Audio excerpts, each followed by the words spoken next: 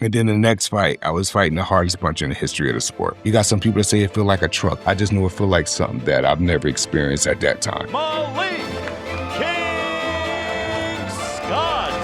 As soon as I landed in Vegas, I'm like, oh, I'm really about to make my professional debut on Lennox Lewis undercard. Thank God, because I remember I'm the same kid that was just 12 years old trying to defend my little brother. The most important part to me was that my mother got to see her son do something on the stage of positivity. You get a call to fight Derek Chisora. I was winning the fight. He hit me with a good shot. I took a knee. The ref counted to 9. I got up and then he called it off. I could look at that and say, oh, the ref counted to 9. He should have gave me this. No, you should have got up at 8. After the second Fury fight, we communicated about it. You know, he hired me and I'm forever indebted to him for doing that because Deontay, at the most vulnerable time of his life, he chose Malik Scott, someone he looked at as a brother, was to be his head trainer. In a way, I enjoy coaching more than fighting. Do you really? Because I'm not just teaching people how to throw a jab, I'm teaching them character. Let's just say, for instance, you would have won a world title, but I wonder if you would be as good a coach as you are now if you would have had those achievements. Hello and welcome back to First Round TV. We are here in the Big Apple and I'm pleased to say I'm joined by Malik Scott. Yes. Thank you so much. I know you've just arrived literally from LA. What was it, LA? Yeah, Los California. Angeles. Yeah, Los Angeles. Landed 5:45 this morning here on the East Coast in New York. And I'm here, man. Here. I appreciate it. Make some history with you and then check out the fights later on this evening. Yeah, so you're going to Taylor Serrano. Yes. My wife is working the car. She's doing the hosting as well. Of course. So yes, I'm really here supporting her. I'm supporting the woman card as well, but if my wife wasn't here working the card, I wouldn't be here. I'd be watching it at home. Yes. Yeah. I was saying, that's just got to be an age thing, right? Yes. You know, it's quite easy now to supply. Yeah, it's like, you know, the older you get, I guess it comes with maturity. You know, you like less noise and more calm. And you like to enjoy the noise, but me, I like to enjoy the noise, you could say, from my couch at home. Like, I still like loud stuff, but if I could watch it from my couch where I'm controlling things, controlling the volume, controlling the judgment, you know, doing the food, stuff. Yes, drink. on the food. Absolutely. But it's good. I'm happy to be here and happy you could get this done. Thank you so much for coming on. Like you said then as well, you asked me just off air, do I like New York? And I love New York, but I don't think I could live here now. When I was younger, I'd take 10 years ago, 15 years ago, I would have loved to have lived here. But now, 4 kids, I don't think I could. It's too trafficky for you think? Too loud? London's bad, but I don't know. I like a bit of space now. Me too. And everything is smashed. It's like really smashed together here. Yeah. Especially if you're interested in, you could say, like the states of like being in Times Square or in things like that. I love those spots, but it gives me a feel of like when people go to Las Vegas or when I even go to Las Vegas. I like it for 2 days and I like to get back to the couch and get home. And Philly born. Yes, Philadelphia. Bred? Yes. From the heart of North Philadelphia.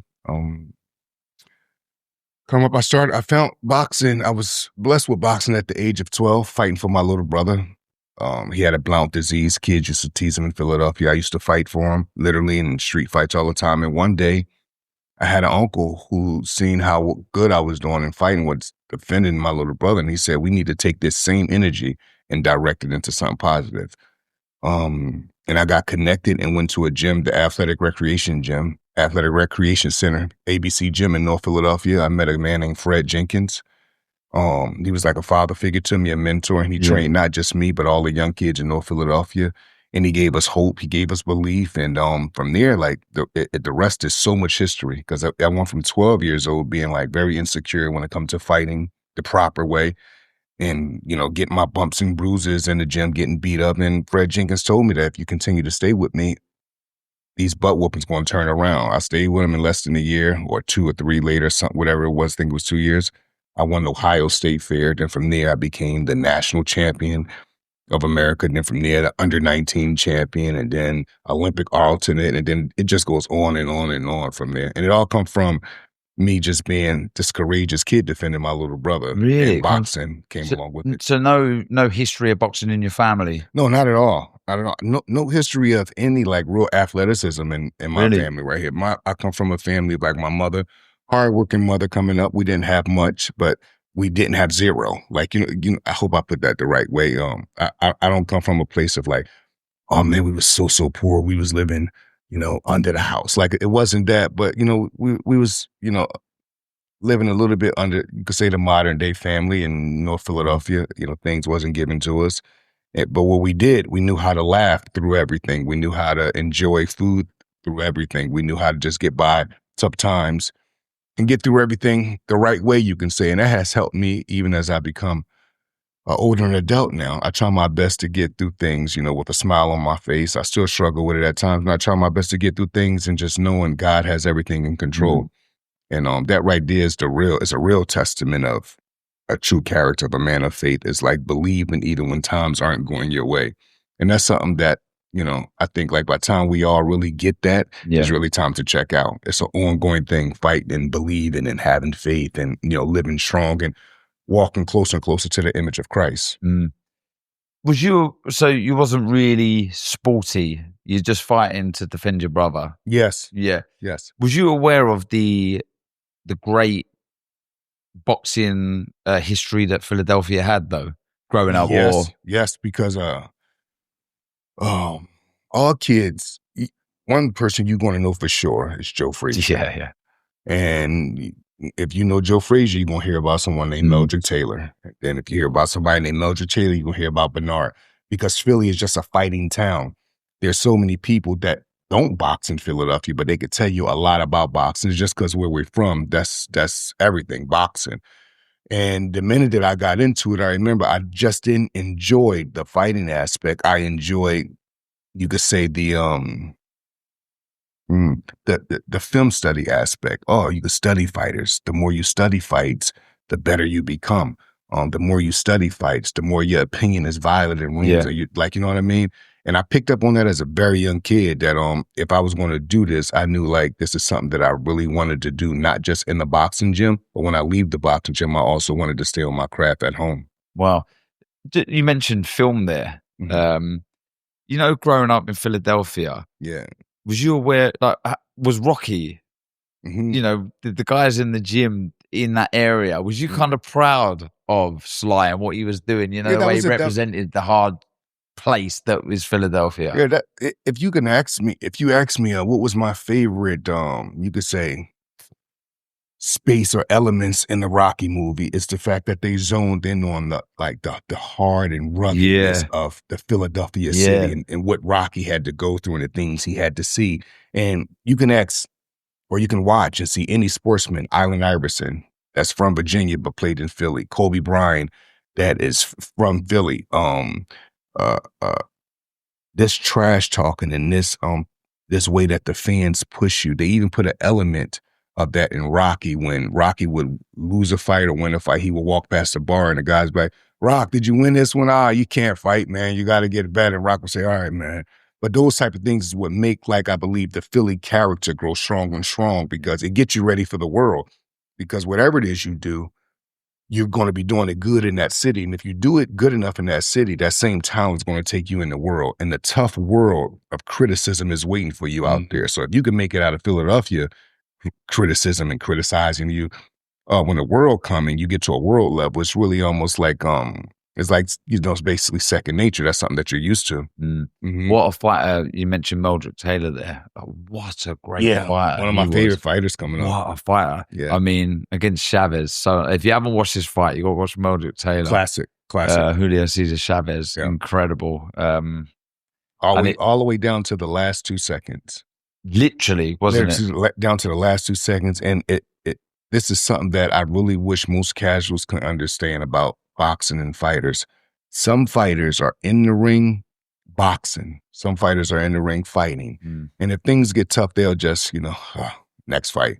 Meldrick Taylor was the type of fighter that every fight he was in there fighting for his life. Yeah. That fight that he had with Julio Cesar Chavez, it's very rarely you get to see a fighter train so hard, so young, and they remain so disciplined for this one night against the greatest Mexican fighter, arguably of all time. And he fought Chavez, and if you just look at the fight, Darren, he was fighting his heart out.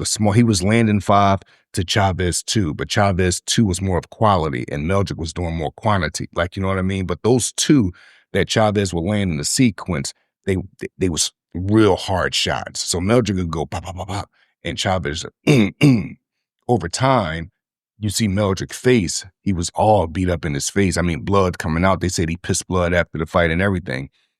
And he got a bit too greedy. He was winning the fight, and he was coming forward very unnecessarily. He should have been disengaging, but he was coming forward because his big Philadelphia heart. He was coming forward because Lou Duva, may he rest in peace, was telling him, we got to get this round. We got to get this round. He was already up.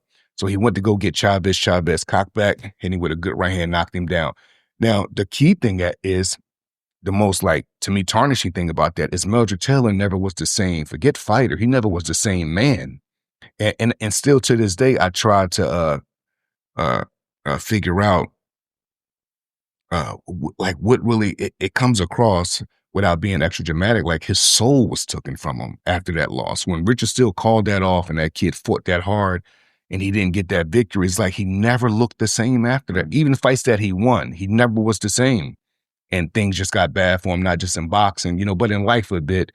And that's one of those fights that I really wish Meldrick could have went through the thrill of victory and the agony of defeat, but could have got that victory, because I believe it wouldn't have just made him a better champion, would have made him a better, you know, man, so to speak. Not saying that it's hard, but what soulful-wise, it would have made him a better, you know, just person. You know what I mean? You'd be surprised, man, that like what victory can do when you really, really put it all on the line and you don't get it. And in that case, Meldrick kind of felt like it was snatched away from him because Richard Steele. I agree, though. I agree. I think Richard Steele was, I mean, I think he should have been aware of how long was left. Yes. You know, and it was like you said. You would think you were here to knock, knock, knock, but it was a big fight. A lot of people thought it was, maybe he was paid off by Don King. A lot of people thought like Meldrick really was hurt, but it's one thing for sure, that Meldrick Taylor, the face that he came in the fight with, that's not the face that Richard Steele seen at the end of that 12th round. He seen a battered, beat up young man with two eyes you really couldn't see because the swelling was just over him. His lip bleeding, blood coming out of his mouth. And when he called it, it was bad, in my opinion, for boxing. It was bad for Meldrick Taylor's life, but it's just one of those bad decisions that he made. And, you know, the real story is, Darren, that Richard Steele is a great referee. He just had a bad night. He did. It's equivalent to a fighter being a great fighter, but on some night he fights somebody and it's just, he looked awful. You know what I mean? Yeah. What happened to Richard Steele was he was human in that moment. Exactly. That took the words out of my mouth there. Just, you know, it happens from time to time. Yeah. So how many amateur fights did you have, Malik? My amateur record was 76-3.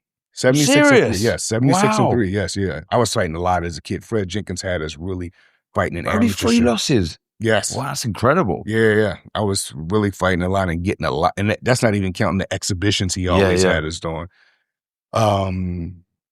And then like I said, man, you get good enough at your craft in your own city, and that same craft will take you out of the city. And once I realized that, Darren, I realized, hold on, I'm a kid from North Philadelphia.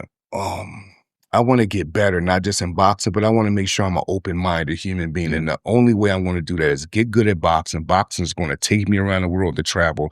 I get all around the world to travel. I'm going to see new things. I'm going to meet new people from all walks of life. It's going to open my mind to different type of taste, different type of art, different type of movie, different type of clothes. Like, you know, you'd be surprised what traveling the world do to you. That's why if you ask me any recommendation that I give people, it's not, yo, come to the gym and box. It's not, yo, you should try these shoes. Hey, you should try this food. I always say, if you get a chance, travel, especially to young guys or young women.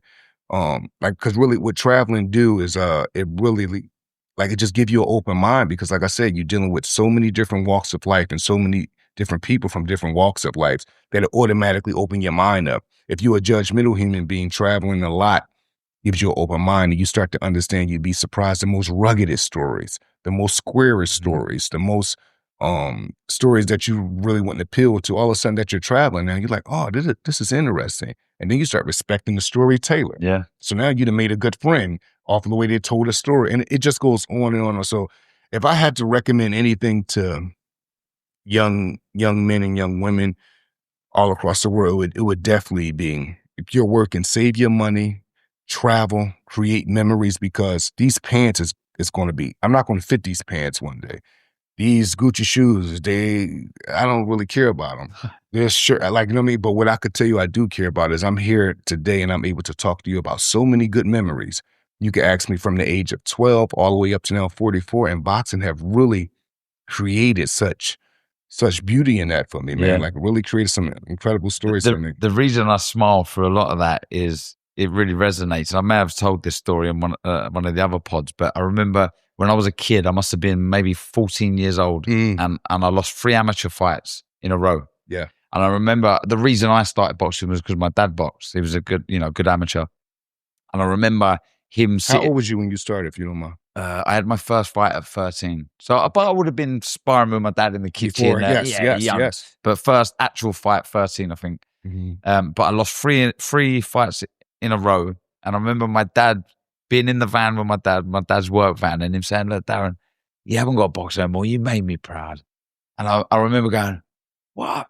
No, I'm going to do this. I'm going to do this." And he looked at me straight in the eyes and he went, "If you get good at this sport," he goes, "you'll travel the world." And for someone like me, like I hadn't been on a plane before. I hadn't traveled. Yes. You know, we did get to go on holidays later on, but at that point, I'd never been abroad. Me neither. Yes. And my dad's saying, "You'll travel the world." And I was thinking, yeah, I will. And I did as an amateur. I went all over the world, even as a professional. Even now, I'm still, this is still through boxing. This is through boxing. And that's why it really resonated what you said there. Yes. And I have a son who's 20 years old now, and he boxes in the gym, and he won the Golden Gloves in California.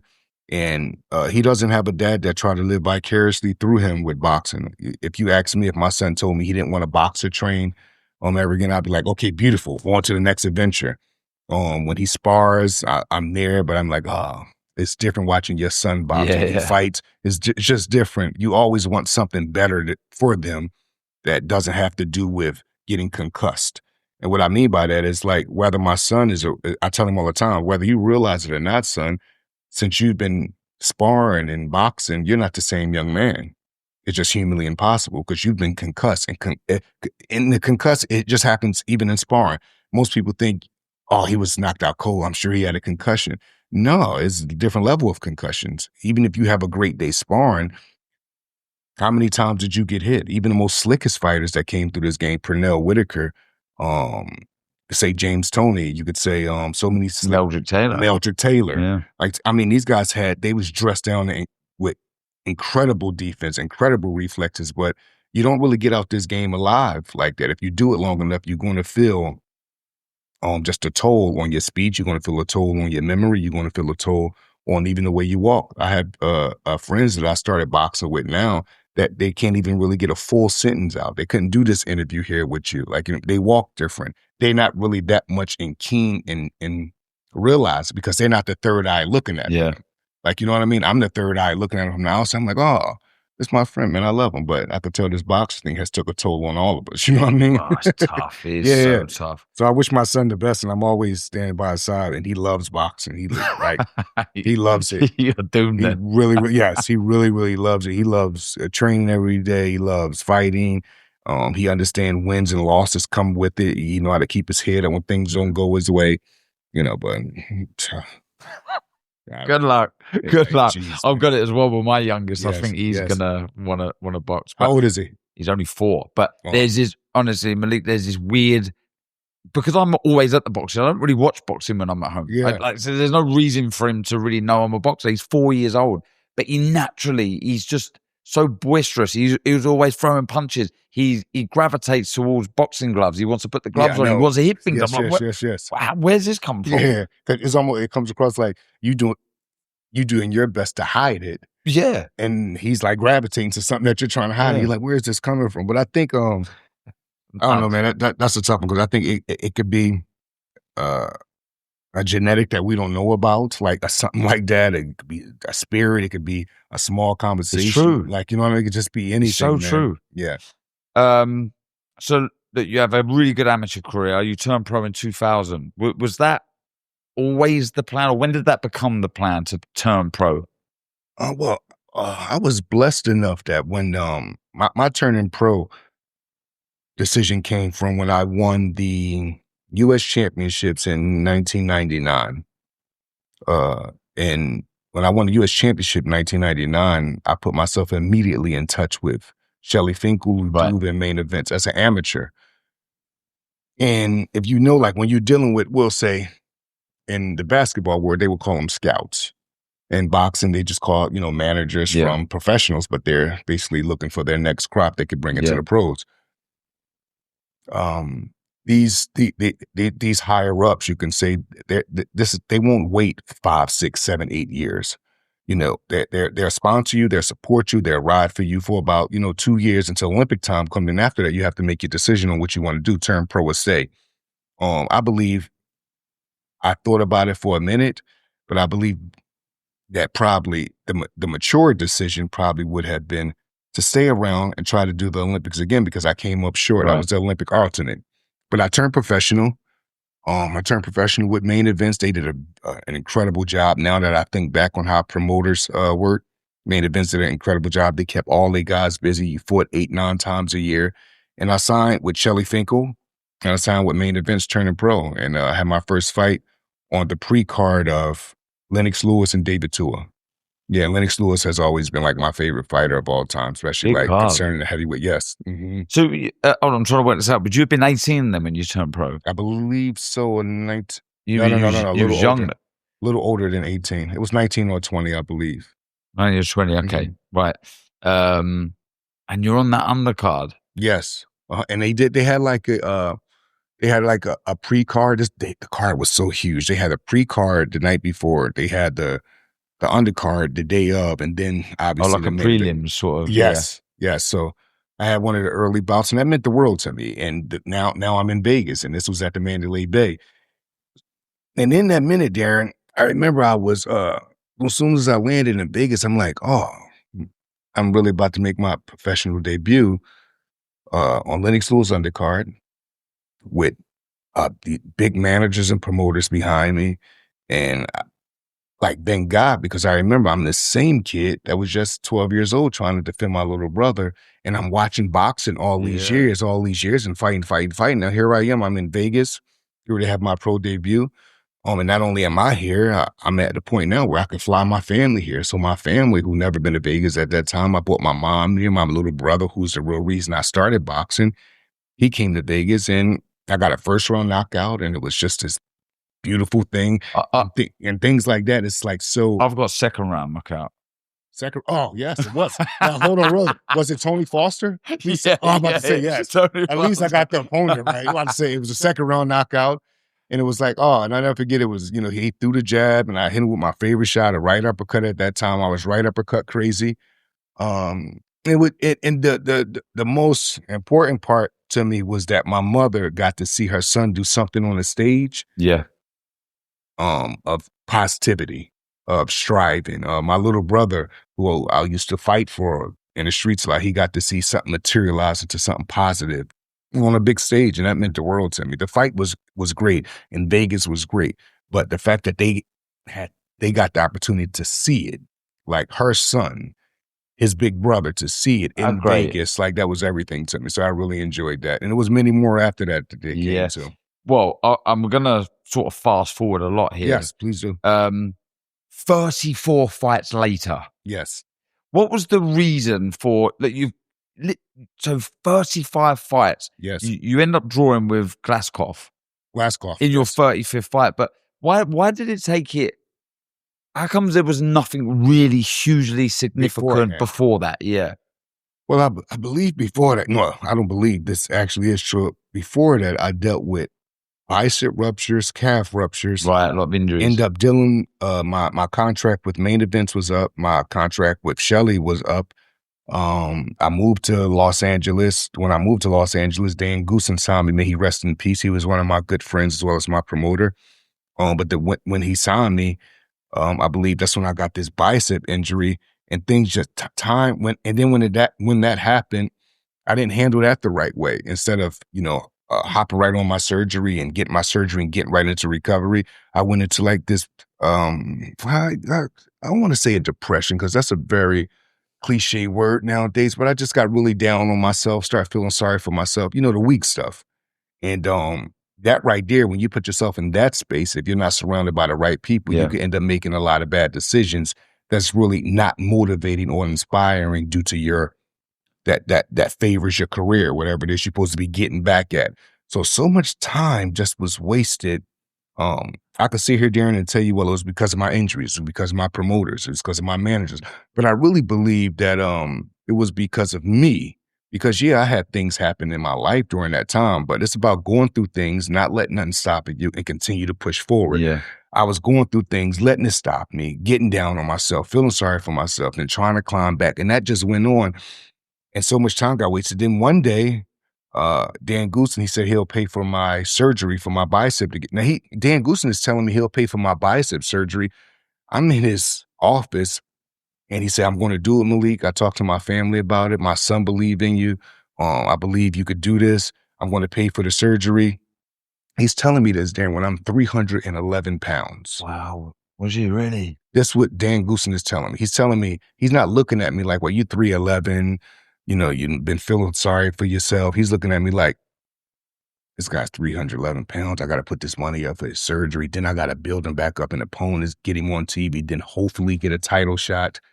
And Dan Goosen did that. And when he did that, that was the motivating point that I needed, because I weighed 311 pounds. And next time Dan Goosen seen me, I was 234 pounds. Wow. So, sorry, Malik, when was this? Was this before the draw or after the draw? This was before the draw. This was the return, how I even got to the Glasgow fight. Okay, because I had a couple fights before that. One was against Kendrick Relford, who's a friend of mine now. Yeah. I had Kendrick Relford on Showtime, and then after that, I looked good enough that I got the shot against Glasgow off CBS, and then that was a good fight. It was a draw. Even then, right there, I truly believe that I won the fight, right. But I just don't think a fighter has the right to say that when he left it into the judge's hand. I don't think a fighter has the right to say he think he won a fight. I think that's something that we should keep to ourselves if we was in a position to change it.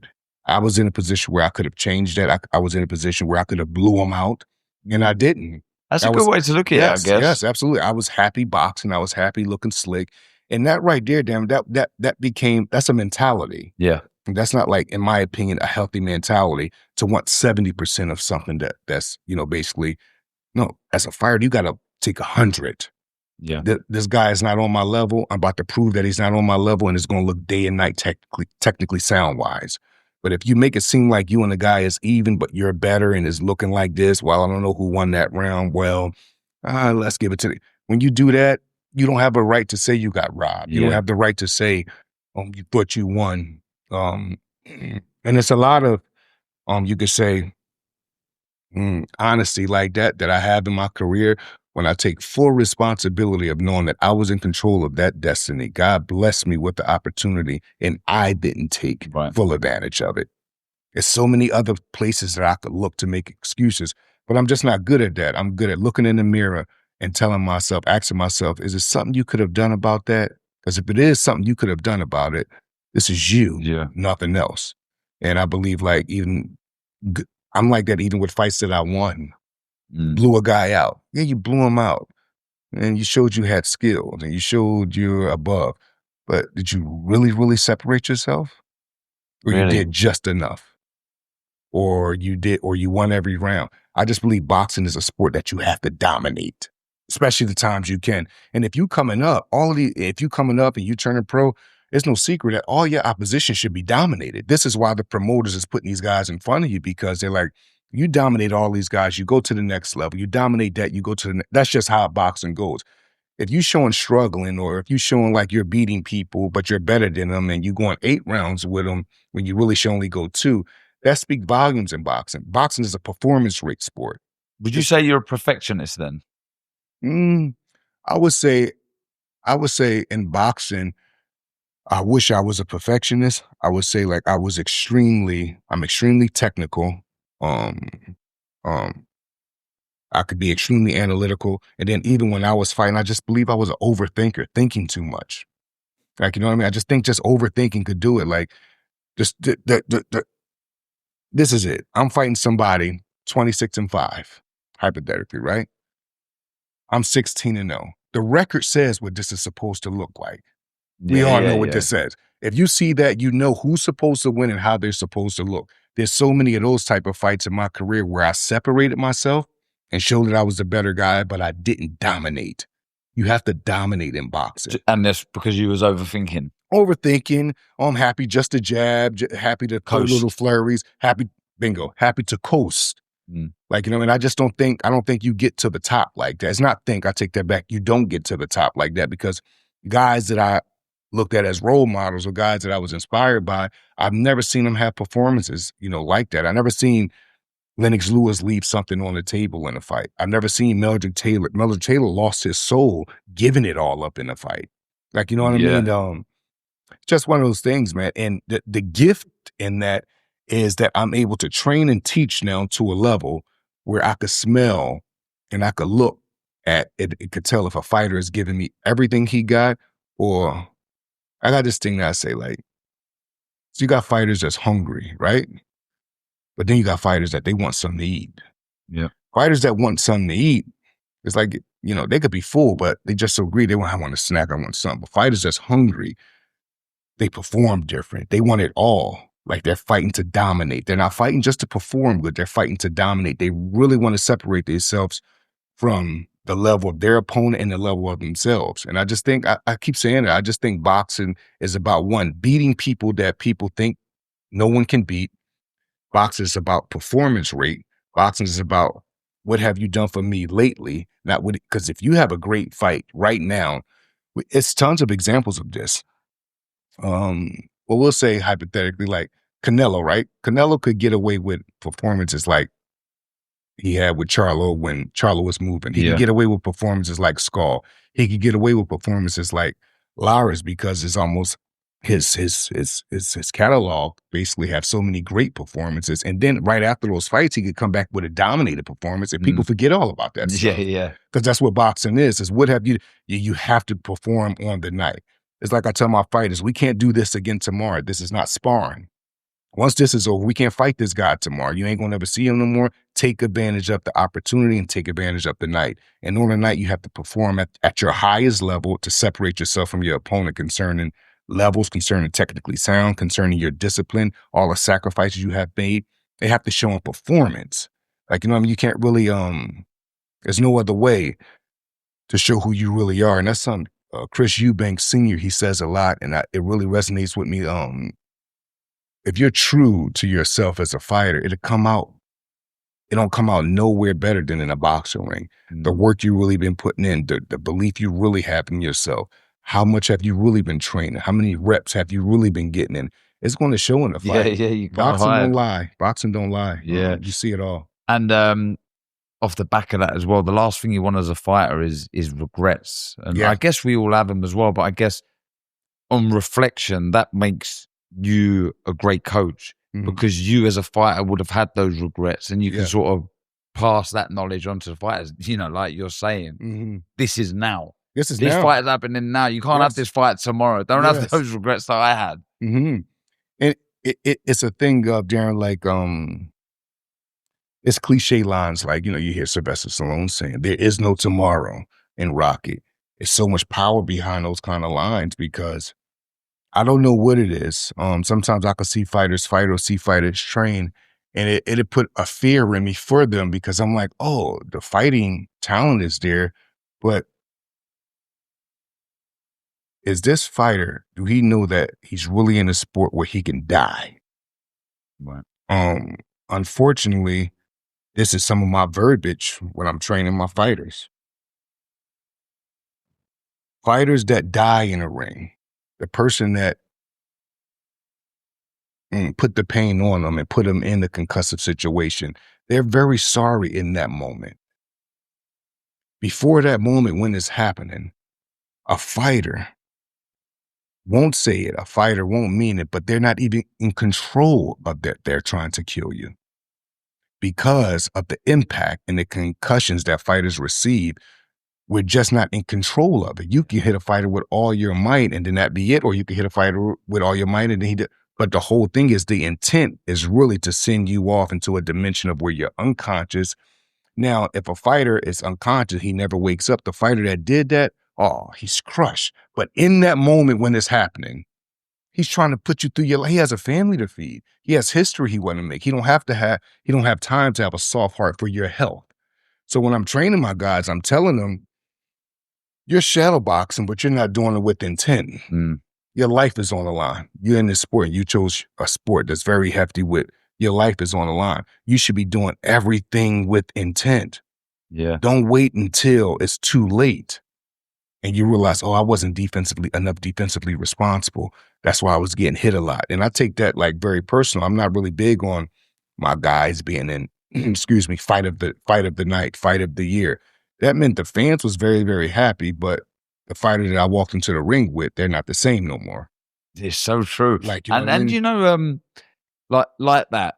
And you see so many, and look, majority of fighters are good people, right? Yes. But there's many a good person that I've seen and good fighters that in that moment, you know, and you see fighters when a fighter's taken a knee and they hit you after. It's because you're so fixated. This is in the moment. They don't mean to do that. These are good people. They're not trying to bend the rules, but there's almost like they're hypnotized to get that victory. Yes. You know, you lose yourself in the fight. You can't even explain this to a consumer that's watching it from the third eye because it looks like, oh, he hit him while he was down.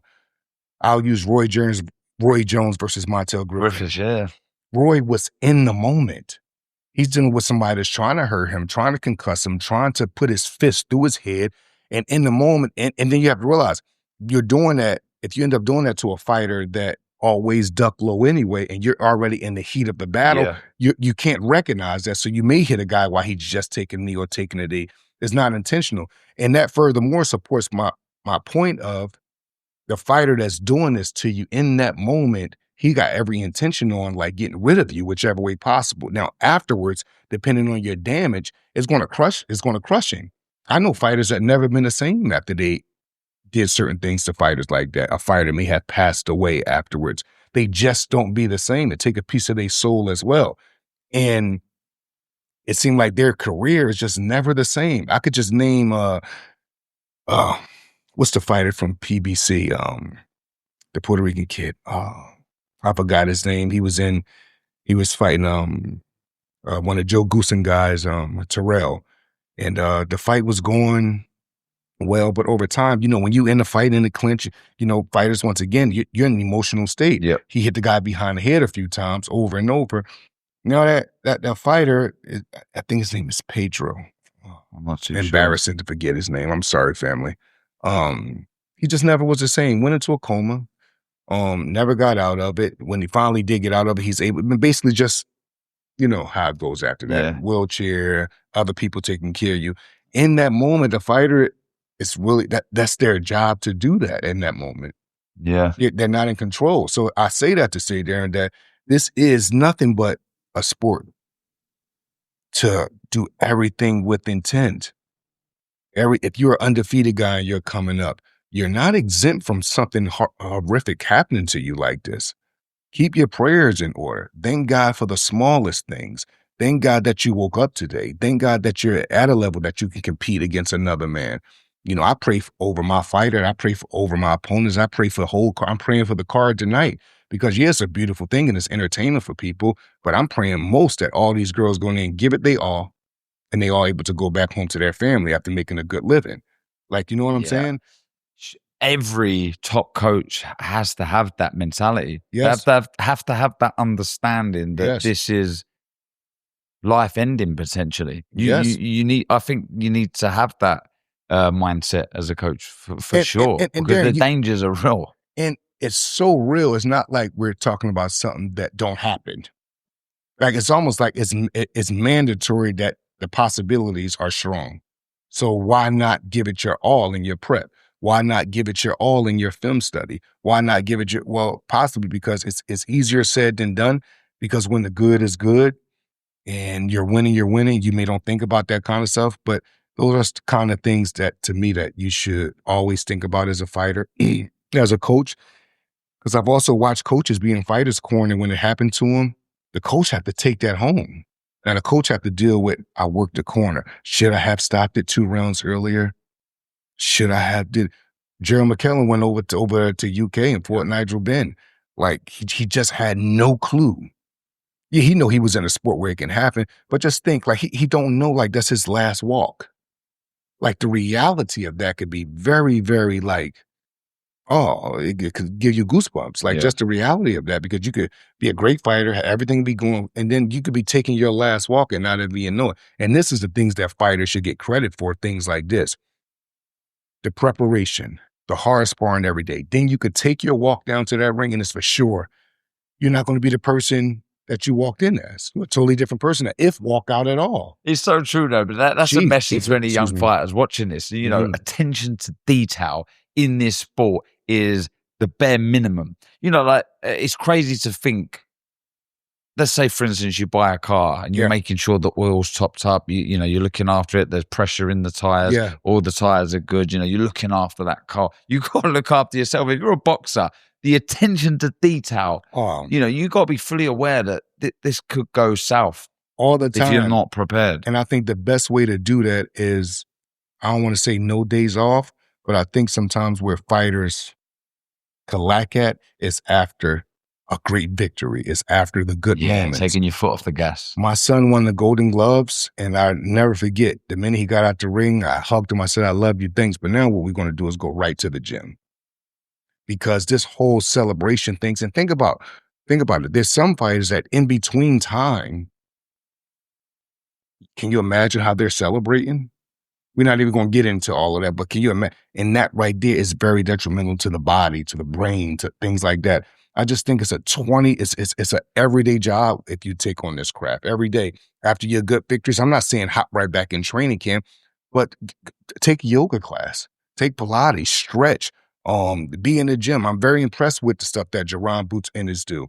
He fights Saturday, Monday, you see this guy in a gym training other fighters. 4 days later, you see him shadow boxing. There really is no time off. And what does that do? That brings like longevity. That brings longevity. This is the Bernard Hopkins way, somebody that really is a master at taking care of his body, taking care of himself. This is why he could fight until the age that he fought at the highest level. How old was he when he beat Kelly Pavlik? We went to, I don't know, but it was 50, right? He got, something he got like to that. 50, didn't he? Yeah. Like he just didn't abuse himself, and not abusing himself is taking care of his brain. And that's something that it's just so important. Yeah. It's just so important. It's very imperative to like really take care of yourself, really be aware of what's going on in this game. What's going on in this game is fighters are getting hurt. Fighters aren't making it back to their families. Fighters are getting concussed every day in sparring. Sparring should be, even that, some people believe in hard sparring 4 or 5 days a week. That's something that I would never, never believe in right there. It's just not. I believe you should have tech sparring. You should have drill sparring. You should have open sparring when you're digging, but that shouldn't be a 4 or 5 days a week thing. Like, no, it shouldn't. And where that come from, Darren, is people hear about old school fighters that used to, all they like to do was spar. All they like to do was spar. That was them. Everybody, this sport is an individual sport. So that, what do I mean by that? What do I mean by that is everybody body and prototype is just different. Yeah. I'm not going to train, you could say, a Mike Tyson how I would train Pernell Whitaker. I'm not going to, and you'd be surprised, body types that can't take but so much in a certain period of time. Like, you know what I mean? You got to know your fighter as a fighter, but you also have to know that their weakness, because none of these fighters are perfect. That's what training camp is for, because you're always trying to be more of a complete fighter. So the first thing you have to do is know your fighter's body type. Yes, like you may know what the aches and pains he deal with, especially if he's an older fighter. Like, you know, he can't do the stuff a 22-year-old could do if he's even 32. Even if he can't do it with the energy. So you can't just keep him, can't just keep him on a loaded body and just have him doing all type of stuff, because then that comes with like wear and tear. Early. It'll come on early if you don't take care of your body. But Bernard Hopkins has it mastered. He really did it the right way. Getting back on track with your career, you get a call to fight Derek Chisora. Yes. How did that come around? After the Glasgow fight, I told Dan Goosen that I wanted to continue the level of step up. I didn't want the draw to determine, a lesser opponent. Derek Chisora is actually getting ready to fight Deontay Wilder. something happened with Deontay. He wasn't able to fight Derek. So that fight fell through. They needed an opponent, and I hopped on it immediately. I told Dan, make the call. Let's get this going. And they made the call. I was able to get the opportunity. Did anything surprise you with Derek Chisora? Oh, absolutely. Physically very strong. Coming on forward. I think like Derek Chisora is like he's a unicorn in his own way, because that type of style with those many losses, to have the success rate that he's had is like something. He has like quality, beyond quality wins on his, I'm one of the wins on his resume. In my opinion, even till today, is arguably he's one of Usyk's toughest fights. Yeah. Like, I really, certainly a heavyweight. Hands down. Yeah. Yes. And but I got the shot against Derek. I was winning the fight. He hit me with a good shot. I took a knee. The ref counted to 9. I got up and then he called it off. Yeah. Mm-hmm. Once again, here we go. I could look at that and say, oh, the ref counted to 9. He should have gave me this. No, you should have got up at 8. That's just how I look at things, Dan. Like, I don't know how to stay on the woulda, shoulda, couldas. I know that, and that's how I better myself in anything. I have to really look in the mirror strong and say, no, you experienced enough. You go to another man's country to fight him. You know how boxing go. These are things you should be aware of. And what did I do? I did what I say fighters do now. We're just talking about that, taking things for granted. Yeah. I should have got up a second earlier. Once again, I shouldn't have left it into a judge hand or a referee hand.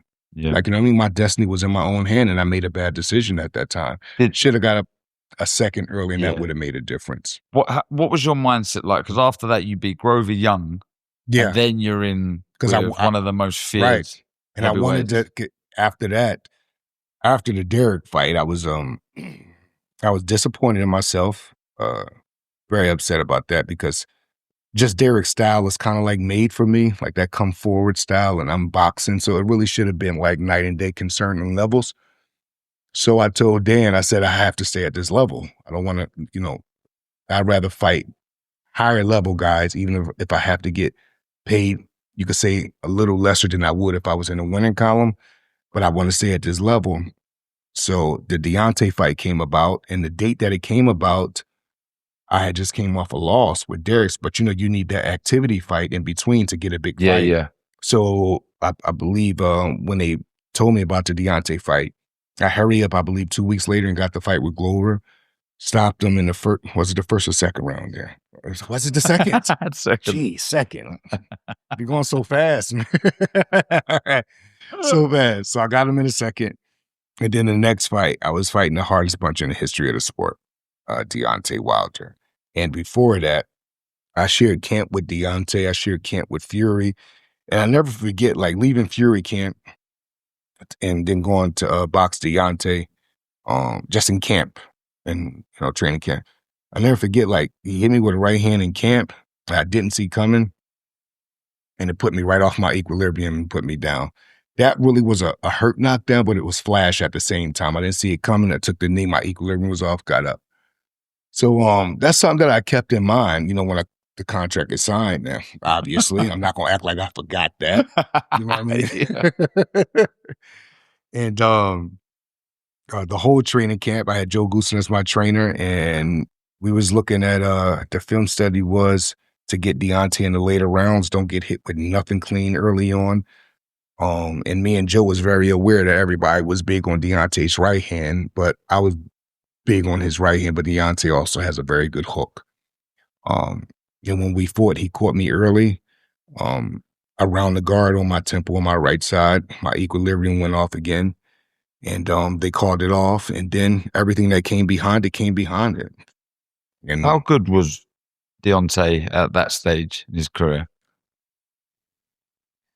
Do you think that was peak? Do you think that was peak Wilder or approaching peak? Approaching peak, right? Yeah, very good. Yeah, that was very good. Yes, approaching peak. But at that time, he was like really, really stretching guys out. I mean, I'm talking Sergey Lagovich, former heavyweight champion, knocked out on the floor, shaking. David Long from Ohio, who's never really been knocked out like that, just tilting over, shaking. Deontay was blessed with that power. And I'm saying it from a place of experience of seeing what he have done to fighters with 18, 20-ounce gloves on, feeling what he has done to me with 18, 20-ounce gloves on, and just seeing how he operated through so many training camps and fights with fighters that have never been put in the mannerisms that his power has put them in. Like before, we'll say like a Ortiz, we'll even say before me, I've been hit so many times by, you could say, big punchers. I used to spar with Lennox and spar with Vladimir Klitschko and all those guys, yes. And, Deontay power is just, it gets there so quick with the heavy hands. Like, you know what I mean? It's always hard to explain. You got some people that say it feel like a truck. Some people say it feel like a bat. Some people I just know it feel like something that I've never experienced at that time. And all power is different, Darren. Yeah, I agree with that. Like definitely. Lennox had like thudding, like big hand, heavy bag power. Vladimir had striking power. Vitali it's like a whole monster with his power, because out of all of those guys, to me, the best shortest puncher is who could hurt you from like 6-inch range is Vitali Klitschko. Like with just stupid stuff, like his lead hand is out, then he just do something like that, and it feel like you got hit with her. You know what I mean? He could hurt you like that. But Deontay, he's putting everything into it. We all know the shot. I wouldn't say he a master, but he became very, very, very good at getting his best shot there, regardless if you knew it was coming. And that became like, that's something you have to give credit to too, because I always could say that, like, that's the Michael Jordan effect in a way. They know who's going to take the last shot, and they still can't stop it. Why not? They know Floyd Mayweather is going to go into shell guard. Why can't nobody do nothing about it? How many opponents knew Wilder was going to throw that right hand, and what happened. So just one of those things, man. And life went on after that, like it do with everything. We were speaking to Shannon Briggs, I was telling you yesterday, and we said it was the hardest hitter you've been hit by, and he said George Foreman. George Foreman, yeah. But without a shadow of a doubt, it was sickening. It was absolutely sickening. Yeah, I used to hear about George power as well. And George, to me, some fighters, like, they punch very hard, but when you see it, the perception of it, you be like, they don't look that hard. Michael Moore. Yeah. Oh, Michael Moore, like another, yes. It's like nothing in the I've shot. never seen Michael Moore like telegraph a shot, but I've seen him go 25-0 and 25 knockouts. And I'm talking about putting people out cold, and then move up to heavyweight and became heavyweight champion. Michael Moore is one of those guys, Darren, that he punch hard, extremely hard, because it's nothing crazy or like very systematic about his style. He's a southpaw, but he's not a tricky southpaw. He's a southpaw that be in front of you. He's a southpaw that give you tons of opportunity to hit him. His defense was a high guard. So this is how George Foreman was even able to make history against him, because his defense was just putting up his hands as a high guard.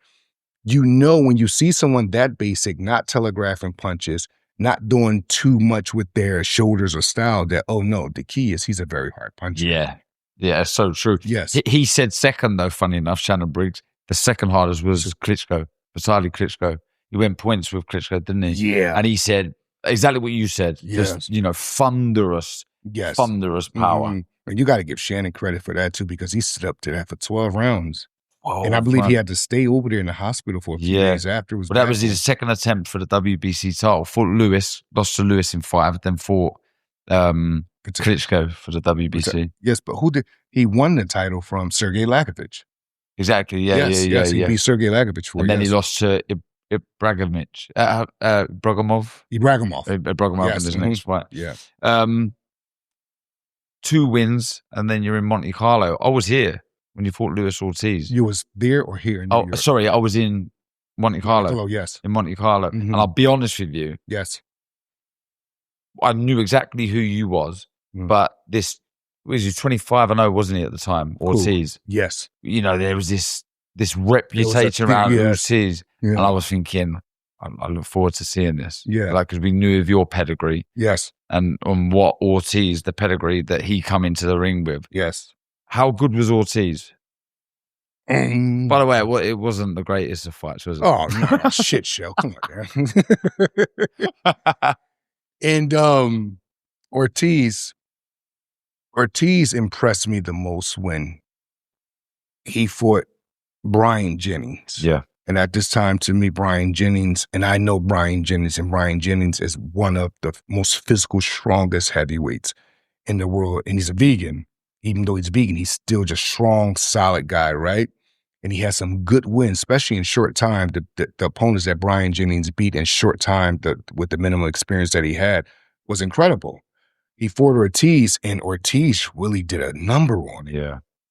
And I remember after that fight, Ortiz fought Tony Thompson. And I wanted to stay at the level I was training. I was like, I'm at a position now where I have to do something. I have to beat somebody. I really have the boogeyman mask on right now. And I called out Ortiz. The fight materialized. And honestly, Darren, you want to know something? The plan with Ortiz was Sugar Ray Leonard, Tommy Hearns won. I didn't want to stand in front of him at all on the first half of the fight, right?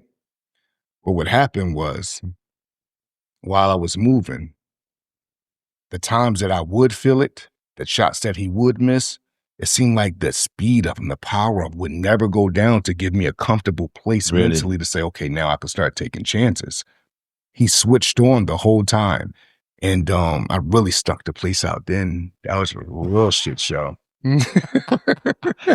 It's super fast reactions as well, didn't he? He was always in front of you. Oh, yes, he's good presence with the footwork. Yes. And he has great, you just said he has great foot pressure. He knows how to be on you, not necessarily with punches, but with his feet. And awful performance against Ortiz. But for some reason, though, Darren, this is how boxing go. They had big plans for Ortiz before I fought him. But then after I fought him and took him 12 rounds, even though he had to find me, had to catch me, and just the type of performance that it was, people seeing loopholes in his game from that. And it just seemed like the momentum that he had before he fought me, he was never able to get it back. He ended up fighting Wilder after that and things like that. But it's almost like that the boogeyman thing that he had, it kind of went down. And that's just not with Ortiz. That's in boxing in general. The more people get to see you, the more loopholes they get to see. At that time, Ortiz was clipping guys between 1, 4, and 5 rounds or something like that. So people didn't really get to see him a lot. But in that fight, they got a chance to see him, because even if they were seeing him from the perspective of Malik is not even really doing anything and Ortiz can't get rid of him, right? Malik is moving. Ortiz is not even good at cutting the ring off. Yeah. Malik is just pop-shotting sometimes and hitting Ortiz. Ortiz is making silent agreements during clinch time. Why doesn't he get Malik off of him? So these is loopholes that other fighters or other people see, and they just was like, oh, he's good. But now we could say. And you lifted that aura away from Ortiz as well. Yes, with a bad performance. But I really believe it's just because I was so bad and he couldn't do nothing about it, and it really showed loopholes in his game. Yeah. And that's, once again, that's how boxing is. Did you know after that defeat that it was time to hang up the gloves? Not immediately, but I'm a very transparent guy, especially like when it comes to myself. I'm extremely transparent. That's how I survive in life, and I thank God for that quality about me. But not immediately. I wanted to fight again because, just being a fighter, you say, oh, I want to try to redeem myself again. Yeah. And nothing would come through for me. I end up going to New Zealand, working with fighters. I end up just in almost any training camp you could name. I spent tons of times with David Hay, tons of times with Joe Parker, tons of times with Deontay, me, him, and JD, just all the camps that he had going on. And then I ran into, I believe I was boxing Chris Arreola.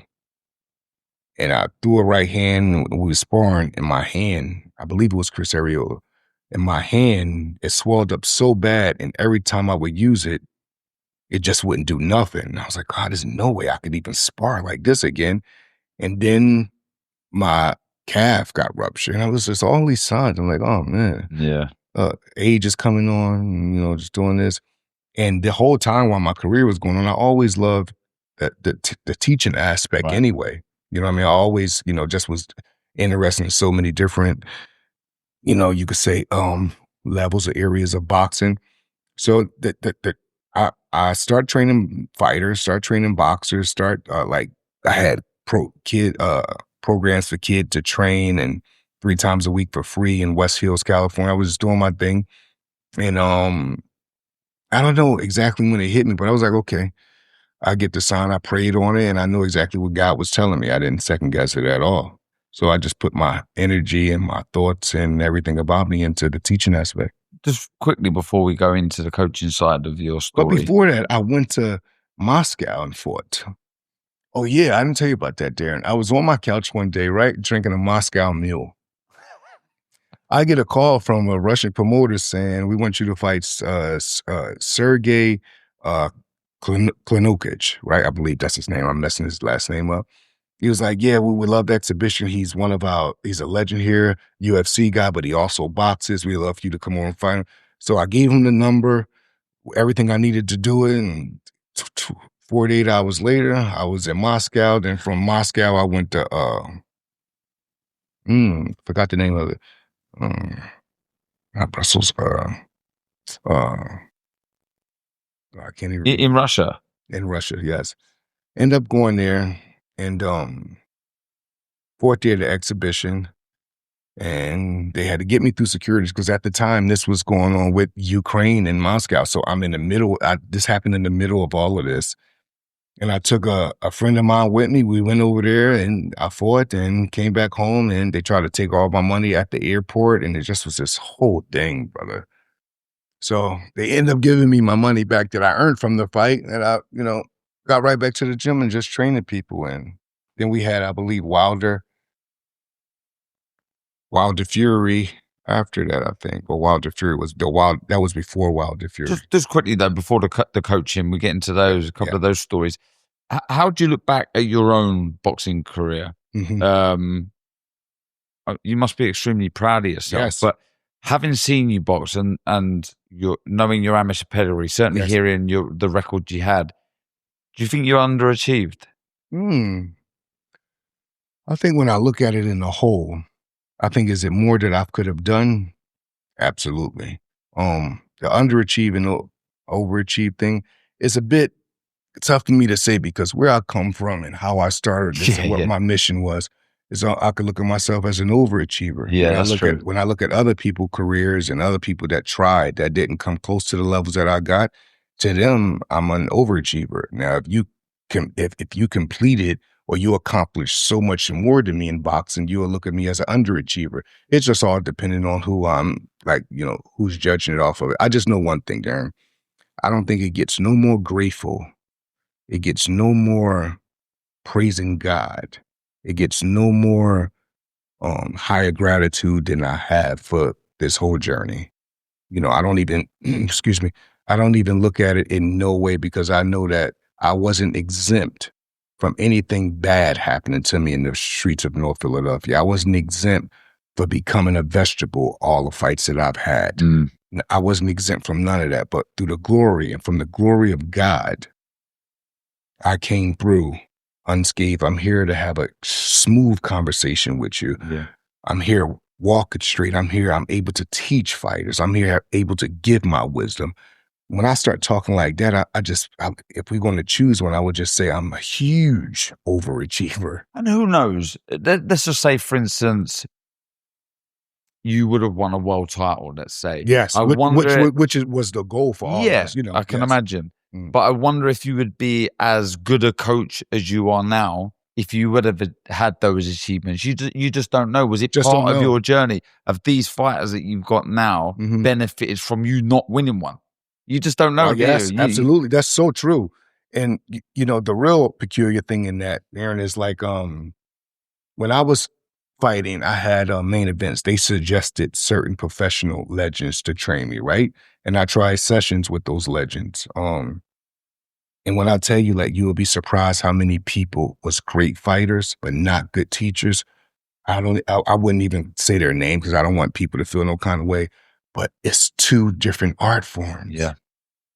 You could have been the greatest fighter of all time, but teaching people and having patience with people and trusting the process and making sure a fighter get a reps in and willing to risk your relationship and willing to sacrifice your whole life for the duty to make sure another young man gets to where he needs to get to in life. This is a whole different type of thing. I had my mentor, Fred Jenkins, coming up. He not only taught us, but he gave up his whole life to be our trainer. This is not just like getting ready for a fight and getting in the ring. In my opinion, it's a lot more, I don't want to say easier, but it's a lot more challenging because fighting, your destiny is in your own hand. Coaching, their destiny is in your hand. Like, you know what I mean? Their destiny, their reputation.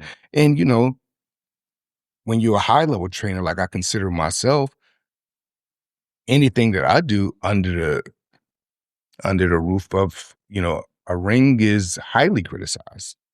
So it's almost like we have that online. We have people not understanding boxing, people not understanding teaching, people not understanding a fighter could look good in the gym and go into the ring on fight night and look like absolute crap. That can't be the trainer's fault. Like, you know what I mean? Sometimes boxing and life happen. I've had great training camps and got into the ring and the fight just wasn't that good. Then I have had awful training camps and get into a ring. I'm like, Jesus, I love that performance. None of that. I think it's a mentality of the fighter. Like, you know what I mean? I think if you're my coach, I think you can do your job. I think you could drill me. You can make sure I get the reps in. You can make sure I get up to run. You can make sure my nutritionist is right. You could be conversate with my S&C coach and making sure his program is fitting with yours and everything go good. This scenario I just gave you right here actually happens. And guess what? Fighters go in the ring and lose and have bad performances. That's boxing. Yeah. And some look at it as a bad thing, but I look at it like that's the sexy part almost, because it's like you could do everything right and go in the ring and some still go wrong. And then the character in you that make you say, okay, I did everything right and it still went wrong. Guess what? I'm doing it again. That's incredible character. You got a lot of people that's good at failing on things. It's easy to fail and then say, on to the next adventure. Fighters have to almost put their body through so much. Victory not be guaranteed. Go in there and give your all and still come up short. And then you have to do that all over again. And I've seen fighters do it all over again and then still come up short. Then do it again, then still come up short. Then the fourth time they get it right. Yeah. Or the fifth time they get it right. That's just the gamble of boxing. I don't think like in that aspect. Because we'll say like what we'll use like myself and my brother Deontay Wilder. Which is a very you could say like special type of friendship, relationship, trainer and coach, brother and coach, whatever. Unique. Very unique, very unique, right?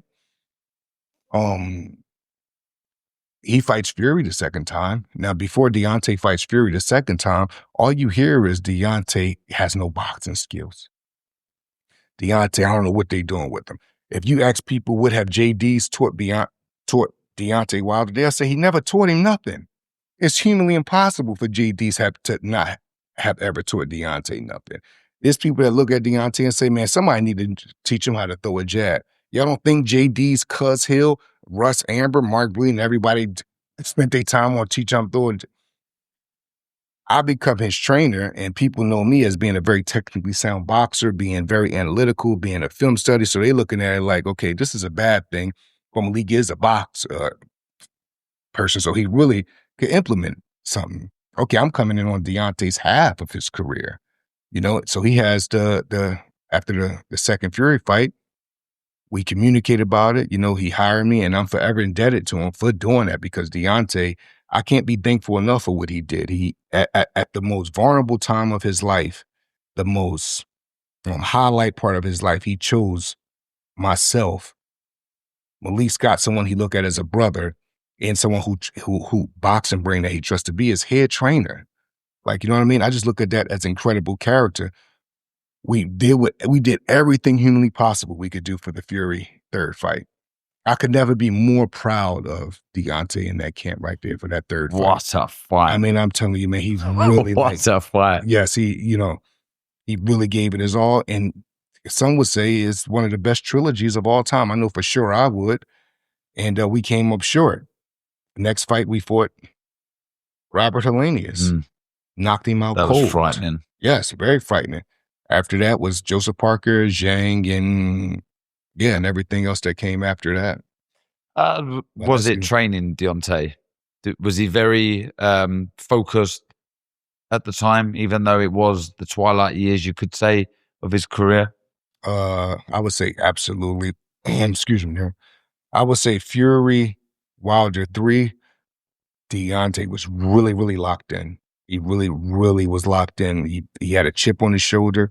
He felt he's been done wrong, and he didn't just feel that way and was verbalizing. He felt that way and had a chip on his shoulder when training. He did everything. I mean, the nutritionist that we had, he put the good weight on. Everything I asked him to do, he did it. Myself, JD's, Don House, it was a big team effort. And he went out there with Fury, and he gave it his all. He really gave it his all. Sometimes I like to play devil's advocate, Darren. I think about that third fight when Fury knocked Deontay down, right? Say if Deontay didn't get up. Okay, I can only imagine what the people would have been saying. The fact that his heart is so big, and he got up, and not just got up, got up once again with a chip on his shoulder and was able to get up and fight back and put himself in a position to get 2 knockdowns, and the shots that he was taking afterwards and still believing in himself and just fighting it all the way out. The character and how big this dude's heart is just incredible, man. And he had 3 fights with Fury, and they really took a toll on not just him, but Fury too. Fury says this. It's almost like Ali and Joe Frazier. Yeah. Those type of fights, like they just they can definitely have a good wear and tear on your body and mind. How highly do you rate Tyson Fury? Well, it's not how highly I rate him. I would say just because you have to rate him high. Yeah. Yeah. Arguably one of the best heavyweights of all time, really? Hands down. Yeah. Yeah, hands down. Who are you currently training now? So we've spoken to Ezra Taylor. Yes. We know back in the UK, great guy, has been on First Round TV. Yeah. It must be, having spoke to Ezra and got to know him quite well during the podcast. Yeah. What a great guy, and he must be a pleasure to train. Absolutely. Ezra is a very impressive young man. And I say that boxing is one thing, right? But I'm very big on character. If you don't have good character, but you're a good fighter, I'd rather not train you. Yeah. I'll miss out on whatever it is I miss out on. But you got individuals in this world like Ezra Taylor, who is a young man that is God-fearing. He's a young man that know how to talk. In the gym, he's a workhorse. Anything that I teach him, anything that we drill, how many times we rep, he don't care how tired he get, he's going to push it past whatever limit. He's the type of fighter you have to pull him back from himself because he'll overdo it. Yeah. Because he has that real hungry young lion that he just want to get at these guys. And I believe that if he continue to stay how he is, and what I mean by that is mentally focused, having his blockers on from all the distractions, continue to keep God first, continue to work hard, continue to believe in not just himself, but also his coach, which is myself, and continue to believe in the process. I believe he'll be world champion, hands down. Really? It's exciting for us back in the UK. Absolutely. Just very quickly, how does the winnings compare from you being a fighter to watching your fighter win? I think with me it's more satisfying because in a way I enjoy coaching more than fighting. Do you really? Yeah, I believe I definitely believe I enjoy coaching more than fighting. Because the reason why I say that, Darren, is because with coaching, I'm not just teaching people how to throw a jab or anything like that. I'm teaching them character. I'm teaching them how when things get tough, it's always light at the end. I'm teaching them how to think. When you mess up one time, you continue to do it again. I'm teaching them structure. I always try my best to lead by example on my outside life. I try. I'm not perfect. So it's almost like kind of, I don't want to say molding. It's almost like trying to just, especially early guys, like it's very important to me that Ezra sees me and views me in a good light. Yeah. Like, you know what I mean? So my decision-making in the gym and outside the gym is a reflection of who his coach is. So I'm always trying to lead the right way. But I just also believe that when it comes to fighters like Ezra, those guys with that young lion energy like that, I believe like it's more satisfying in fighting to me because I'm literally putting my all into someone that is a sponge for it. Yeah. And that's what Ezra is. Ezra is a sponge for knowledge. He never want to run out of ideas, and it's my job as his head coach to make sure I give him things and teach him things so he never runs out of ideas. Because when fighters run out of ideas, their mannerisms change physically. You got so many great fighters out there, good fighters that they'll be fighting good, and when the second half of the fight come, or when they get in clinches, or when they deal with different type of, you could say, casualties in the fight, and they run out of ideas, their mannerisms go bad. So now how do you fix that? You have to fix that by keeping them in uncomfortable grounds during training. And that's what my job is, especially with Ezra. My job with Ezra is to keep him always uncomfortable in training. The minute that he get tired, that's when it really starts to training. And we have a hell of a strength and conditioning coach, Holly, at Brick House Boxing Gym in North Hollywood, that does a good job at really pushing him even more. So it's a good thing. But yeah, I enjoy teaching and in a lot of aspects, a lot more than fighting. Mm-hmm. Just some quick predictions on fights coming up. Yes. Canelo Crawford. I'm 50-50 down the line with that you really, fight. Yes. It's very hard to I haven't heard one person said, oh, Canelo, oh, Crawford. It's very hard, man, because you have Canelo, who is a fighter, to me, that is very successful at fighting one way. He's going to come forward with the high guard. His will with his strength win him fights. Crawford is, to me, a much more all-around complete fighter, but he's going against a bigger, imposing, another pound-for-pound guy. It's a 50-50 fight. It's a fight that I wouldn't bet on. I'm very 50-50. But I have no clue who's going to win that fight. But then you'll ask me next week after I look at Crawford on some film study, I say, oh, Crawford's going to win easy. Then I'll watch Canelo next week and see how he was handling or not handling Bibble so good, but how he broke down, I believe it was Colin Smith, to the arms. I say Canelo. And that's, you could say, the sexy part about boxing too. This is what people wanted. Like, it's a good thing that certain fights are being made and you can't pick a winner. That means the fight is that competitive level off. You know what I mean? So it's good. Good. I have no picks in that 50-50. That's fair. Yes. And I can understand that. Right. Final question. I ask everyone, and there's been so many different answers here. Your Mount Rushmore of boxing, your 4 favorite fighters. Lennox Lewis. Really? Lennox Lewis number? Yeah, he's on there. Hands down. Yeah, Lennox Lewis is the best heavyweight of all time. You think he beats any heavyweight of all time? Of all time. Shannon Briggs said if there was any fighter from any era that could have beaten any fighter from any era, would have been Lewis on his day. Yes. Lennox Lewis. Whitaker. Floyd Mayweather. One more. Oh, it's tough. There's no wrong or right answer. It's your 4. Yeah.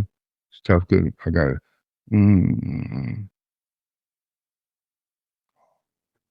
I would have to go with Vitali Klitschko or Bob Foster. Oh, really? Yeah. Bob Foster, what a fighter. Light heavyweight. Tony Sims had a combination from tap, bolo, right, uppercut. Yes, the best up jab in the business ever of all time. And he fought behind his left shoulder, Bob Foster. And Vitali Klitschko is just one of my favorite because his footwork is so underrated. And that's because that's so true. Everybody is people in boxing think fancy footwork is shuffling. People in boxing think like incredible pivots is good footwork. They think fancy is good. Vitali Klitschko, I've seen knock people out going to his left, going to his right, not crossing feet, going forwards and going backwards. I've seen him dominate going every direction. That's very rare that you see a fighter at that level, at the highest level, he's able to dominate opponents going every direction, to the left, to the right, forwards and backwards. That's incredible footwork right there. When you can fight every direction without crossing feet and be dominant. Malik, it's been great. It's been good. And honestly, mate, I've enjoyed every second of that because there was so much I didn't know about your story. The way you've transitioned into being one of the best coaches out there. Yes, brother. From myself and everyone at First Round TV, I can't thank you enough for your time. You got in at 5:30, 6 a.m. in the morning. You've only had a few hours sleep. We do, baby. So I really appreciate it, mate. All the best in the future. God bless you, thank brother. you so much. Yes, Aaron.